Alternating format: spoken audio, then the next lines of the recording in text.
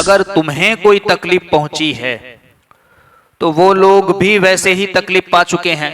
फिर अल्लाह रब्बुल इज्जत ये भी चाहता है कि तुम में से कुछ लोगों को शहादत का मर्तबा मिल जाए।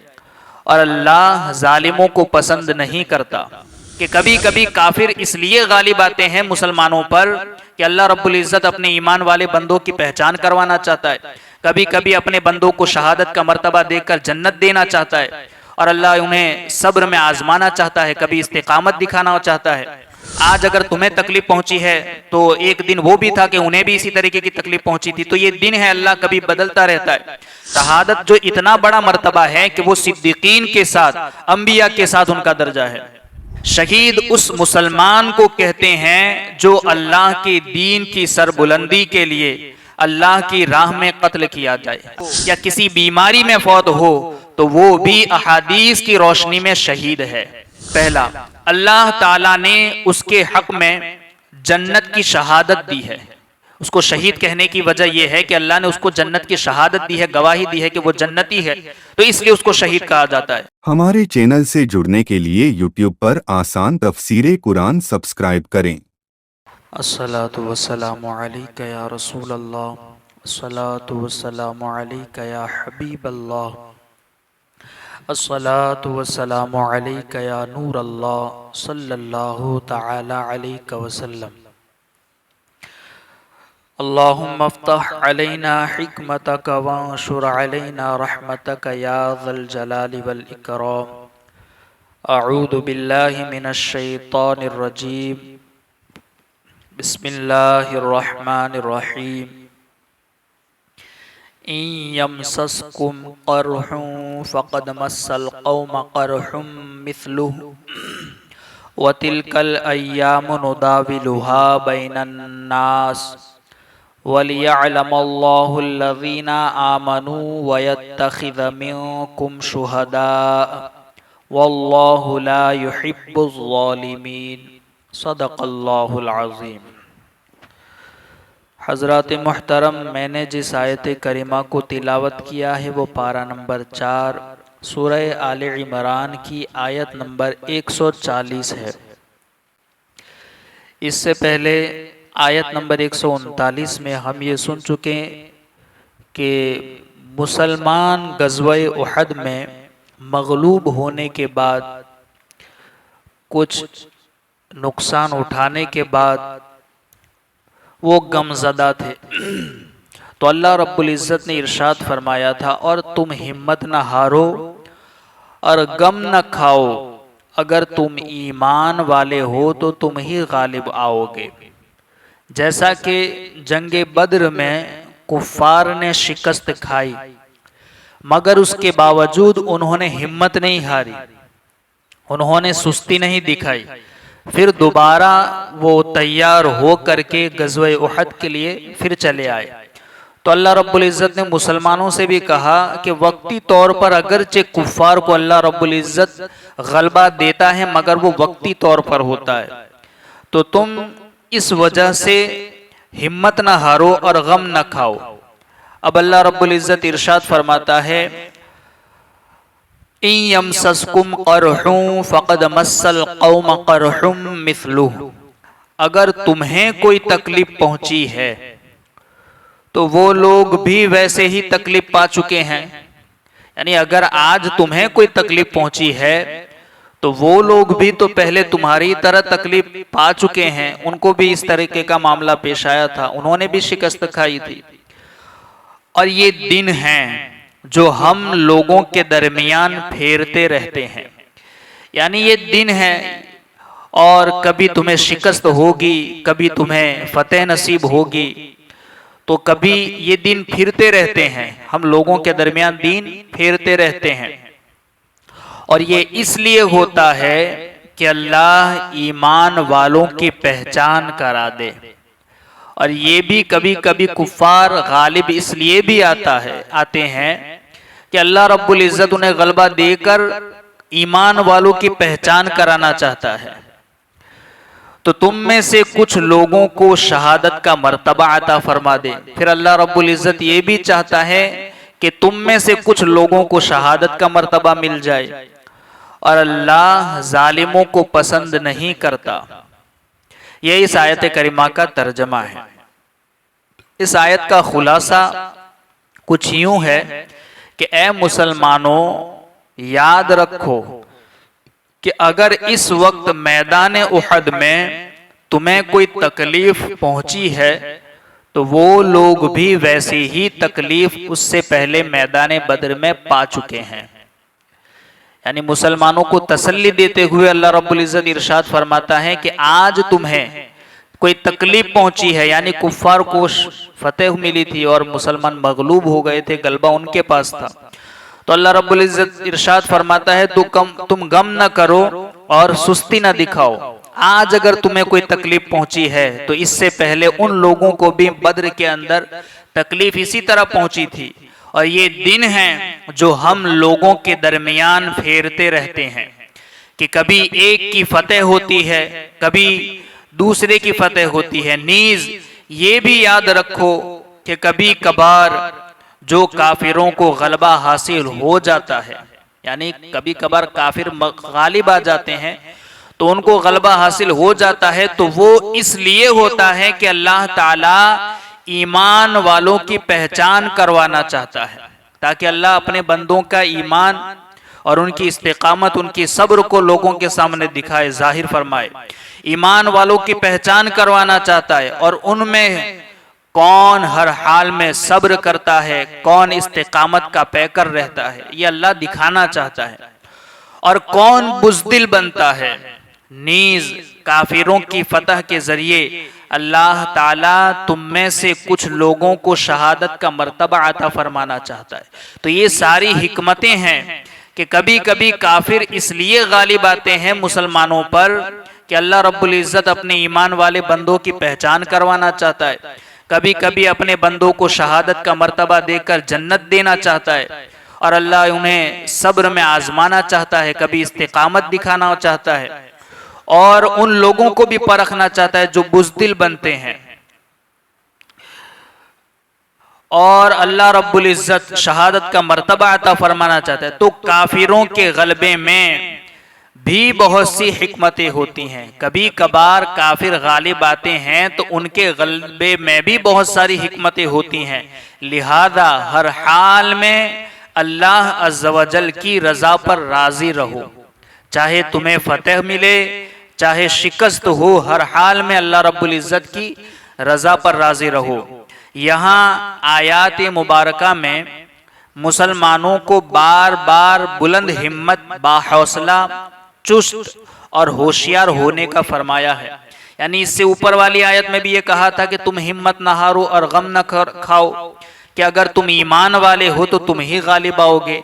इसमें भी ये कहा गया है कि गम न करो, आज अगर तुम्हें तकलीफ पहुंची है तो एक दिन वो भी था कि उन्हें भी इसी तरीके की तकलीफ पहुंची थी। तो ये दिन है, अल्लाह कभी बदलता रहता है। ये दिन है कि कभी तुम्हें शिकस्त होगी, कभी तुम्हें फतेह नसीब होगी। और अगरचे वक्ती तौर पर काफिरों को गलबा मिल भी जाता है तो काफिरों के गलबे में भी अल्लाह रब्बुल इज्जत की बहुत सी हिकमतें हैं कि कभी कभार अल्लाह रब्बुल इज्जत मुसलमानों को आजमाना चाहता है इस्तिकामत और सब्र के जरिए, और कभी अपने ईमान वाले बंदों को दिखाना चाहता है, उनका मर्तबा लोगों के सामने जाहिर करना चाहता है। तो इसमें हिकमतें हैं। कभी अपने बंदों को शहादत का मर्तबा देना चाहता है। तो ये हिकमतें हैं। और इन आयत में अल्लाह रब्बुल इज्जत ने बार बार बुलंद हिम्मत, बाहौसला, चुस्त और होशियार होने का फरमाया है, और कम हिम्मती यानी बुज़दिली और सुस्ती और काहिली से मना फरमाया है। जंग उहद में मुसलमानों के जख्मी होने और कत्ल होने से तुम क्यों कर कमजोरी दिखाओगे। यानी इस आयत का एक खुलासा ये है कि जंग उहद में मुसलमान जख्मी भी हुए थे। खुद सरकार दो आलम सल्लल्लाहु अलैहि वसल्लम के दंदाने मुबारक भी शहीद हुए, वो भी जख्मी हुए। तो मुसलमान गमजदा थे, गमगीन थे। अल्लाह रब्बुल इज्जत इरशाद फरमाता है कि जंग उहद में मुसलमानों के जख्मी होने और कत्ल होने से तुम क्यों कर कमजोरी दिखाओगे और गम खाओगे। अगर तुम में से बाज जख्मी हुए हैं और बाज कत्ल हुए हैं तो जंगे बद्र में तुम्हारे दुश्मनों को इससे ज्यादा हुनरमत यानी नुकसान उठाना पड़ा था। उनके भी इसी कदर अफराद कत्ल हुए थे, उससे भी ज्यादा जख्मी हुए थे। और जंग तो कुएं के डोल की तरह है, यानी जंग ये कुएं के डोल की तरह है कि कभी एक के हाथ में आती है, कभी दूसरे के हाथ में आती है।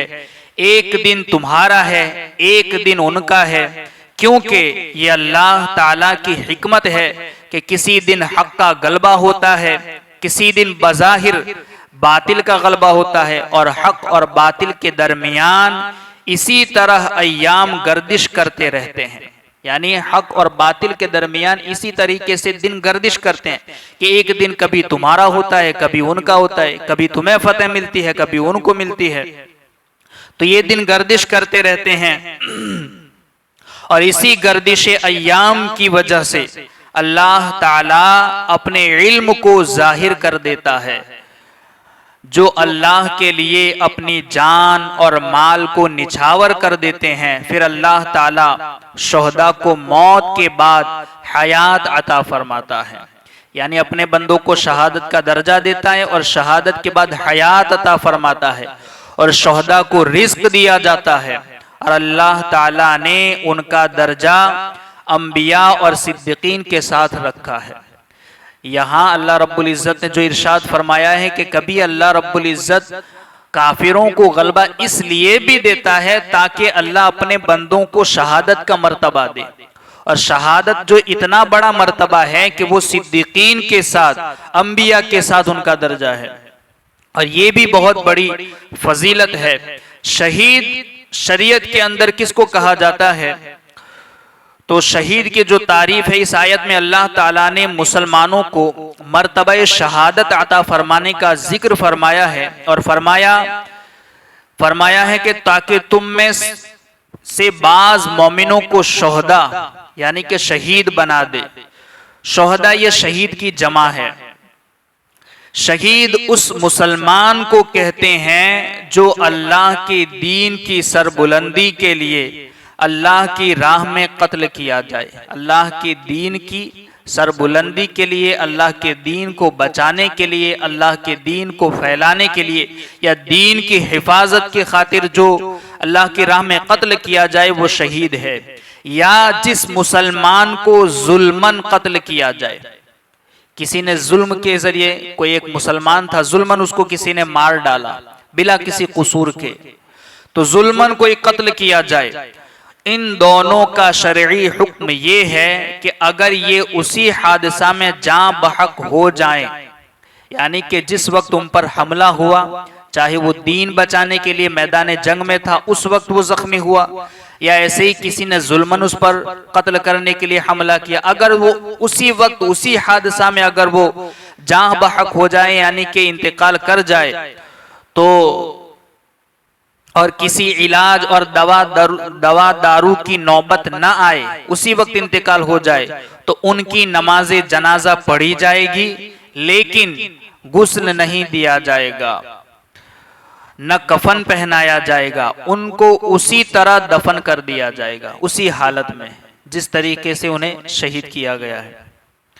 और अगर ये मारका कारजार से जख्मी होकर आए, यानी कि वो मैदान जंग में जख्मी तो हुए मगर बाद में यहाँ आए और उनका इलाज हुआ, मैदान कारजार में जख्मी होकर आए और इलाज के बाद जा बहक हो, यानी कि आए फिर इलाज हुआ और फिर इंतकाल हुआ, तो फिर उनको गुस्ल दिया जाएगा, कफन भी पहनाया जाएगा, और फिर नमाज जनाजा पढ़ने के बाद उनको दफनाया जाएगा। यानी कि दोनों शहीद है। एक वो के मैदान जंग ही में वो शहीद हो गया, इंतकाल हो गया, तो उस शहीद को न गुस्ल दिया जाएगा न कफन दिया जाएगा, उसको नमाज जनाजा पढ़कर वैसे ही दफना दिया जाएगा। मगर वहां जख्मी होकर लाया गया, इलाज भी हुआ, दवा दारू की नौबत आई और फिर उसका इंतकाल हो गया उसी जख्म की वजह से या उसी हमले की वजह से, तो ये भी शहीद है, मगर अब उसको गुस्ल भी दिया जाएगा, उसे कफन भी दिया जाएगा, नमाज जनाजा पढ़ने के बाद उसको दफनाया जाएगा। जो मुसलमान किसी तरह भी गैर तबई तरीका से, यानी बगैर ऐसी किसी तबई मौत के, गैर तबई, जैसे कोई डूब कर मर जाए, कोई जल कर मर जाए, तो गैर तबई तरीके से जाँ बहक हो जाए, खाह वो जल कर, डूब कर या किसी भी हादसा में वो मर जाए, या वो मुसलमान किसी नेक काम करते हुए या किसी नेकी के सिलसिले में तबई तौर पर फौत हो या किसी बीमारी में फौत हो, तो वो भी अहादीस की रोशनी में शहीद है।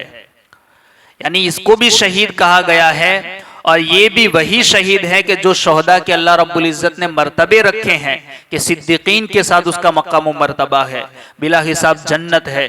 तो ये सारे दर्जे उसको मिलते हैं, किसको? जो गैर तबई मौत मर जाए, या तबई मौत भी मरे मगर किसी दीनी काम के अंदर नेकी का सिलसिला करते हुए, तो उसे भी शहादत का दर्जा मिल जाता है। और अब शहादत के जो दर्जे हैं और शहीद को शहीद क्यों कहा जाता है, उसकी कुछ वजूहात है। यानी अल्लाह की राह में जो कत्ल किया जाता है उसको शहीद ही क्यों कहा जाता है, तो उसकी चंद वजूहात है।